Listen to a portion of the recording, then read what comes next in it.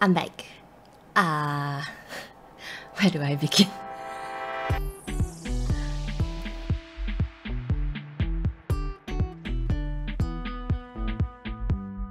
Should I go through everything in chronological order or should I go through them by life events? Or I can do a chronological one now and then dive into the live events later so that I have more content to post. So to start, I have so many things that I need to update that I have listed them out in notes. So I need to go all the way back to October 2023, or rather the last day of September 2023, when my partner and I first started looking for our house.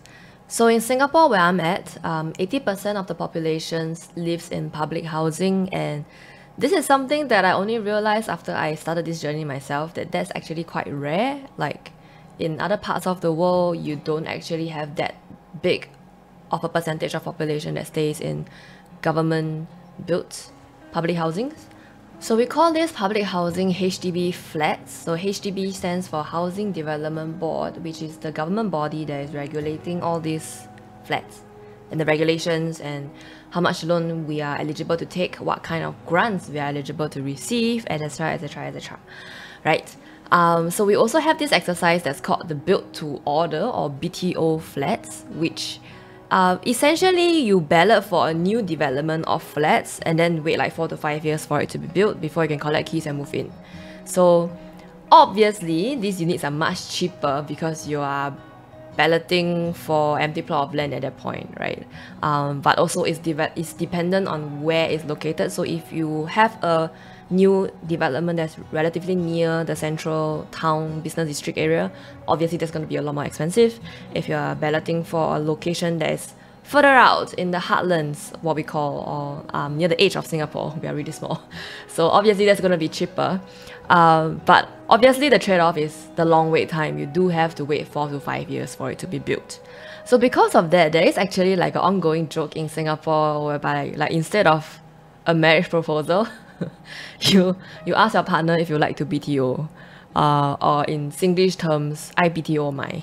But that's a joke, okay? People here do still propose, right?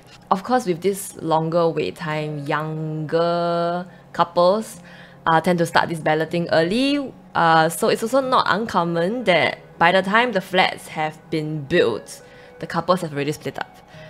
Yeah.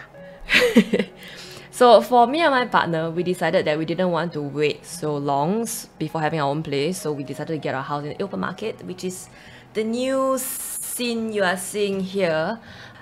So we started our very first viewing on the last day of September in 2023, and we both work. So realistically, we can only view houses on the weekends. And me being in the events industry, weekends are not exactly an off day. So there are weekends where I'm working. So realistically, we were only seeing like one day out of a week, right?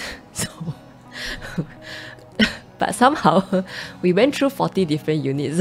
And I asked my parents if they had viewed so many houses when they were buying like our house back then. My dad was like, yeah, we saw quite a number. So I asked him, what is quite a number? And then he went like 3 to 5 houses. And I'm like, we saw 40. So anyhow, that was done. We submitted our application and all the paperwork. Took 2 months of admin. We collected our keys end February this year, 2024.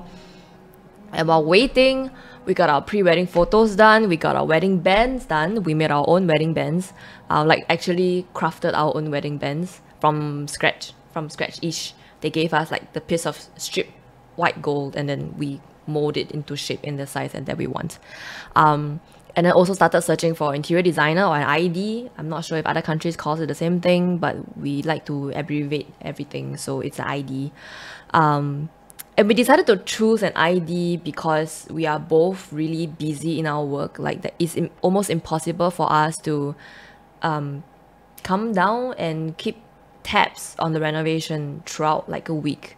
Yeah, so especially during our peak seasons, like we just do not have time. So decided that we're gonna get an ID, but essentially it's more of a project manager than a interior designer. We design our own house. the ID's role is also to help us fact check our aesthetic choices. Yeah, because obviously me and my partner, we are two different people. We have our own aesthetic views. So yeah, ID is a very good, like, a neutral standpoint to be like, this look works, this look doesn't, or like, you know, which suits better, and that kind of thing. Yeah, so they became like a sensible outside voice. Yes. So renovation started almost immediately after we collected the keys, because we have engaged the IDs before all the admin processes on the HDB side was done, so they could submit permits early and get the approval early. So the moment we collected the keys, on the day itself, we actually brought the ID down to the unit to take a look, mark out what are the areas to be hacked, what are the things we are keeping or throwing. We actually cleared out the entire unit. So yeah, we hacked through almost the whole thing. For a while, our house didn't really have like internal walls, it's just the external walls. We buffered around 3 months for renovation, including defect checks and everything. So reno started in late February, or rather end February. So ideally, we have ended end May, which is just nice for our timeline, but it's also a little bit tight. But we were pushing for the major stuff to finish by the 2.5 month mark, which is the point roughly where we would have been head in to the wedding prep. Yeah, so at that point was when we were aiming to move our things in, have the furniture delivered, have all the major appliances hooked up and have them running, etc. Right, so wedding was early June and we moved in, and the bulk of the reno was really done at this point, but defects continued after we properly shifted in. So we both took a week off from work during the wedding period, so like across the date of the wedding for a week.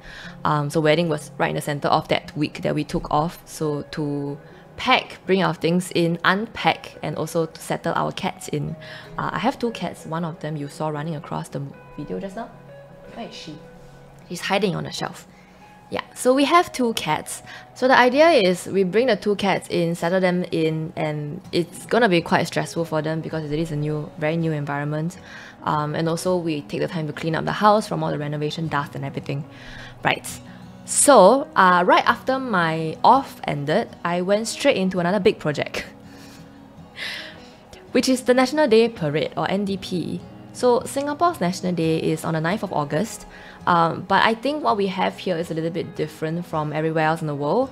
We have like many rehearsal days before the actual day, and these rehearsal days are actually shows, like proper full-on shows where public can come and watch. So the very first combined rehearsal is what we call it. The very first combined rehearsal starts about 2 months before, which is right when my wedding off ended. So the first rehearsal was right after I came back to work. So that rehearsal actually has no audience. It's purely for all the performers, all the people involved in show management, assets management, because we have a lot of like big props and vehicles coming in. It's all part of the show, right? So the very first rehearsal, there's no audience. It's just for us to get used to the location, because that is the first time we are moving into the venue. From then, second rehearsal is for participants, family and friends to come and watch, because the participants are part of the show. Obviously, the family and friends will want to watch them performing, right? So that's where the second rehearsal is. Afterwards, we have a few national education shows for our primary 5 students, or grade 6, 11 years old. Yeah. So the final 2 shows before the actual day are actually called the preview. So those are the shows with the actual day. So there's 3 shows total that the public can ballot to come and watch in person. So at that point in the previews, actually nothing much deviates from the actual day parade. The only difference is that you're not there on the actual day, the national day. So that's the only difference. Everything else of the show is the same. So essentially this year we had, instead of, like, public always perceive it as like rehearsals and 1 show, right? No, for us it's actually 1 rehearsal and 8 shows, because there are public watching. It's not like we can just screw up just because, right? Is no, we are putting on a show. Yeah, so 8 weeks leading up to National Day, that was what was happening every Saturday of the week. We do have like a really elaborate plan. They call it the battle cycle. I think that's something that I will probably have to explain in another video because it goes quite in depth. It is actually a really well organized event. And my role in this year is actually the assistant camera director. So we are actually mainly in charge of the screens that's on site. So the TV broadcasts, the one you see at home, are actually done by the national broadcaster. So there's actually 2 separate productions on set. So it's actually been 6 days work week ever since coming back from the wedding off. So throughout the week is just rectifying changes, getting updates, and improving the show along the way, or the cues and everything. We got to implement some new toys this time as well, so which I will also probably explain in the other video. But yeah, during the show, my word count went up like 20 times, like 2000%. Standby 1, fast starts coming. Standby 1, and take standby 2, and take standby 3, and take standby 4, and take standby 9, and take going to drone next. 6, 7, 8 standby dancers coming to live on 6 in 2, 1, live standby 7, and take standby 8, and take standby 9, and take standby 5, 4, 2, 3, and take standby 4, take 2, take 3, take graphics. Yeah, so past this point of filming this video, our honeymoon is actually a few months away in late October. So that's like a whole year now, from October last year to October this year. So we decided to go for honeymoon in late fall, partially because of my huge involvement in NDP this year. But at the same time, my partner was going through like a peak season around the time of our wedding as well. So we decided to push it off, and also because we wanted, or rather I wanted, to see 4 colors. So I was born in a seasonal country where I had all 4 seasons. And then in Singapore, we are island on the equator, we are tropical climate. So our 4 seasons are hot, rain, cloud, humid. Yeah. So definitely have a lot more to talk about in future videos, especially on the reno, the love and regrets that we have, the weddings, the love and regrets that we have, and maybe a video on the resale processes, because things have been changing in the past like year, like a lot has been changing. But yeah, 2024 has been a roller coaster. The year's not ending yet, so more to come. Yeah, I'll see you in the next one. Bye.